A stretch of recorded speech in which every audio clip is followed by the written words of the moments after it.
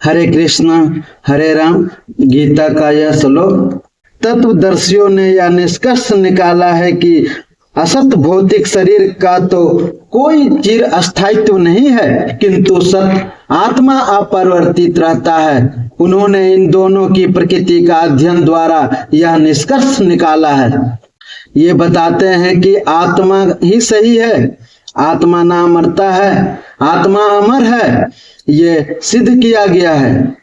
परिवर्तन शरीर का कोई अस्तित्व नहीं है। आधुनिक चिकित्सा विज्ञान ने यह स्वीकार किया है कि विभिन्न कोशिकाओं की क्रिया प्रतिक्रिया द्वारा शरीर प्रतिक्षण बदलता रहता है। इस तरह शरीर में वृद्ध अवस्था आती रहती है, किंतु शरीर तथा मन में निरंतर परिवर्तन होने पर भी आत्मा अस्थायी रहता है।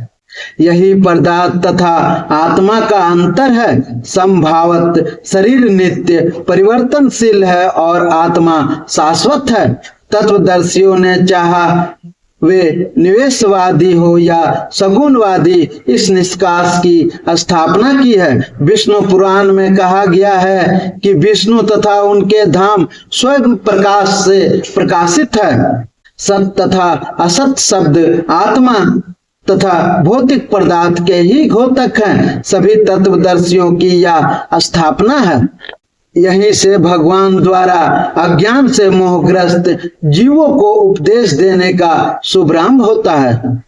अज्ञान को हटाने के लिए आराधक तथा आराध्य के बीच पुनः शाश्वत संबंध स्थापित करना होता है और फिर अंश रूप जीव तथा श्री भगवान के अंतर को समझना होता है। कोई भी व्यक्ति आत्मा के अध्ययन द्वारा परमेश्वर के स्वभाव को समझ सकता है। आत्मा तथा परमात्मा का अंतर अंश तथा पूर्ण के अंतर रूप में है। वेदांत सूत्र तथा श्रीमद् भागवत में परमेश्वर को समस्त उद्भवों प्रकाश का मूल माना गया है। ऐसे उद्भवों का अनुभव परा तथा अपरा प्रकृतियों कर्मों द्वारा किया जाता है। जीव का संबंध प्रकृति से है, जैसे कि 7वें अध्याय में स्पष्ट होगा। यद्यपि शक्ति तथा शक्तिमान में कोई अंतर नहीं है, किंतु शक्तिमान को परम माना जाता है और शक्ति या प्रकृति का गुण। अतः सारे जीव उसी तरह परमेश्वर के सदैव अधीन रहते हैं, जिस तरह सेवक स्वामी के या शिष्य गुरु के अधीन रहता है। अज्ञान अवस्था में ऐसे स्पष्ट ज्ञान को समझ पाना संभव है। अतः ऐसे अज्ञान से दूर करने के लिए सदा सर्वदा के लिए जीवों को प्रबुद्ध करने हेतु भगवत गीता का उपदेश देते हैं।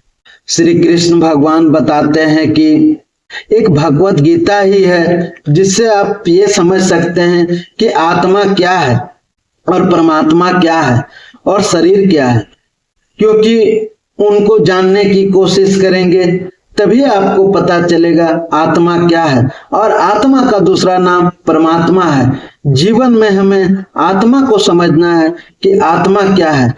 जब तक आप नहीं समझेंगे तब तक ये जीवन के मोह में आप फंसे हैं, और जिस दिन आप समझ जाएंगे उस दिन आप परमात्मा को समझ जाएंगे। हरे कृष्णा हरे राम।